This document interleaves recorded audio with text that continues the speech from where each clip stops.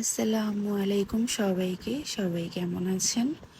আমি আলহামদুলিল্লাহ ভালো আছি আপনাদের দোয়ায়। আমি উর্মিলা আপনাদের মাঝে চলে আসলাম নতুন একটি ব্লগ নিয়ে। আমি এখানে দেখেন গ্রাম বাংলার ঐতিহ্যবাহী পিঠা হচ্ছে চিতই পিঠা, যেটাকে অনেক অঞ্চলে বলে খোলা পিঠা।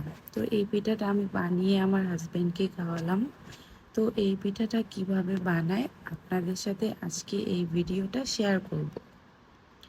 আমি এখানে গরুর মাংস দিয়ে পিঠাগুলো খাচ্ছি। আমি দুপুরে গরুর মাংস রান্না করেছিলাম, ওই মাংসগুলোই রয়ে গিয়েছে, ওগুলো দিয়ে আমি সুন্দর করে পিঠাগুলো খেয়ে নিলাম। তো আমার এই পুরো ভিডিওটা দেখতে থাকুন। এখানে আমি নিয়ে নিলাম আধা কেজি ভাতের চাল। তো আমরা ভাত খাই হচ্ছে নাজিসের চাল দিয়ে। তো এটা আমি 2 থেকে 3 ঘন্টা ভিজিয়ে রেখেছিলাম। তারপর আমি এখানে ব্লেন্ডারে চালগুলো দিয়ে দিলাম। এখন আমি সুন্দর করে এই চালগুলো ব্লেন্ড করে নিব।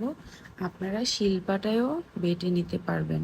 তো আমার ব্লেন্ডার করা শেষ, দেখেন কি সুন্দর মিহি হয়েছে। একদম মিহি করে নেবেন। আপনারা এই ডোটা হালকা কুসুম গরম পানি দিয়ে গুলিয়ে নেবেন। মনে রাখবেন এই কথাটা, তাহলে পিঠাগুলো ভালো করে ফুলবে। তো এইখানে দেখেন আমি একটা চুলায় প্যান বসিয়ে দিয়েছি, ওখানে আমি এই পিঠাগুলো তৈরি করে নিলাম। একদম খুব সহজে, একদম নির্ভেজাল একটা পিঠা রেসিপি। আপনারা বাসায় এটা ট্রাই করতে পারেন। আর দেখেন আমার পিঠাগুলো কেমন হয়েছে আপনারা কমেন্ট করে জানাবেন। তারপর পিঠাগুলো আমি একটা হটপটে রেখে দিলাম।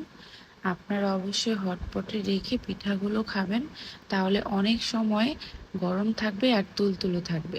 তারপর দেখেন আমার যার জন্য পিঠা বানিয়েছি সে তো খুব মজা করে পিঠাগুলো খাচ্ছে, আর সাথে গরুর মাংসের ঝোল দিয়ে এই চিতই পিঠাটা খেতে খুবই মজার। আর আমার মেয়েটাও চেয়ে চেয়ে দেখতেছে। ও খেতে পারে না, তারপর একটু একটু করে ওকে মুখে দিই, ও সুন্দর করে খাচ্ছে, বাবা বাবা আর মেয়ে।